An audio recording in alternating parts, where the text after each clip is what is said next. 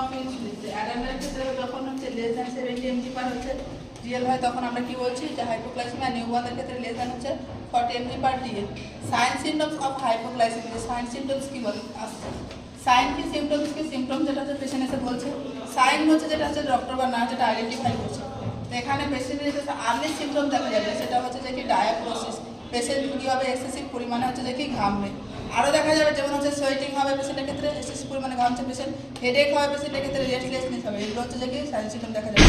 Others আরও sign symptom দেখা যাবে যেমন হচ্ছে ট্রিমার পেশেন্টের কী হচ্ছে যে হাতে হচ্ছে পেরিফেরাল এরিয়া হচ্ছে কাঁপবে ট্রাকিকার্ডিয়া হবে হার্ট রেট বাড়বে পেশেন্টের ক্ষেত্রে প্যালপিটেশন হবে পেশেন্টের মনে হবে যে হার্টবিট নিজের হার্টবিট নিজে শুনতে পাচ্ছে। লেভেল লস অফ কনসিয়াসনেস পেশেন্টের যে অল্টার হবে যে যতটা কনসিয়াসলি থাকে ততটা থাকতে হবে অল্টার হয়ে যাবে কোমা হতে পারে পেশেন্টের সিজার হতে পারে পেশেন্টের ক্ষেত্রে কী হবে খিঁচুনি হতে পারে।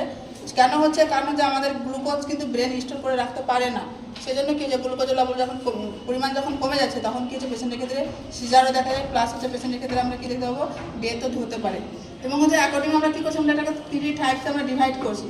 তো এখানে হচ্ছে মাইল্ড হাইপোগ্লাইসেমিয়া দেখতে পারি মডারেট হতে পারে আর একটা হচ্ছে সিভিয়ার হতে পারে। তো কখন আমরা কাকে কী বলবো যখন হচ্ছে যে কি 40 থেকে 70 mg পার ডিএল থাকছে তখন আমরা কী বলছি মাইল্ড হাইপোগ্লাইসেমিয়া বলছি। যখন হচ্ছে 20 থেকে 40 mg পার ডিএল থাকছে তখন আমরা মডারেট হাইপোগ্লাইসেমিয়া বলছি।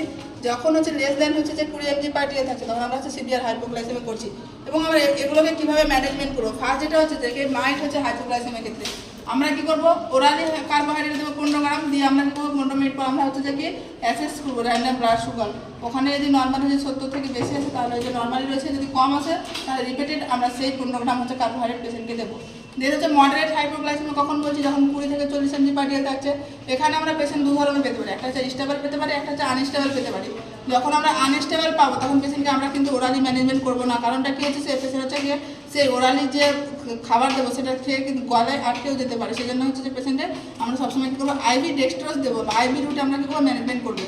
স্টেবল যদি থাকে তাহলে আমরা কী করবো যে সেম হচ্ছে যে কি মাইল্ড হাইপোগ্লাইসেমিয়ার মতো হচ্ছে যে ওরালি কার্বোহাইড্রেট দিয়ে আমরা কী করবো ম্যানেজমেন্ট করবো। দেন হচ্ছে সিভিয়ার হাইপোগ্লাইসেমিয়া লেস দেন যখন 20 mg পার ডিএল থাকছে গ্লুকোজ লেভেল তখন পেশেন্ট কিন্তু স্টেবল থাকবে না। তো কখনো আমরা কী করবো সেই সমস্ত পেশেন্টকে আমরা কী করবো ওরালি হচ্ছে যে কি কার্বোহাইড্রেট দেবো না। কারণটা কী হচ্ছে যে পেশেন্ট কী হবে যে গলায় আটকে যেতে পারে। এখানে আমরা কী করবো ডেক্সট্রোজ দিয়ে ম্যানেজমেন্ট করবো সেটা হচ্ছে অ্যাডাল্টের ক্ষেত্রে 25% বা 50% আমরা দেবো চাইল্ডের ক্ষেত্রে আমরা 10% হচ্ছে ডেক্সট্রোজ আমরা দিয়ে কী ম্যানেজমেন্ট করবো। দেন হচ্ছে আরেকটা লিখেছি একটা হচ্ছে যে রিঅ্যাক্টিভ হচ্ছে হাইপোগ্লাইসেমিয়া কী হয় সেটা হচ্ছে যে এই হাইপোগ্লাইসেমিয়ার ক্ষেত্রে কী হয় যে পেশেন্ট যখন হচ্ছে যে কি ফুড ইনটেক করে তখন পেশেন্টের বডি কী করে অনেক সময় যে এক্সেসিভ পরিমাণ ফুড ইনটেক করেছে সিক্রেট করে এক্সেসিভ অ্যামাউন্ট অফ ইনসুলিন। যখন সেই ইনসুলিনটা কী করে এক্সেসিভ পরিমাণ যখন হচ্ছে যে কি সিক্রেট করে তখন পেশেন্টের ক্ষেত্রে কি হাইপোগ্লাইসেমিয়া দেখা যায়।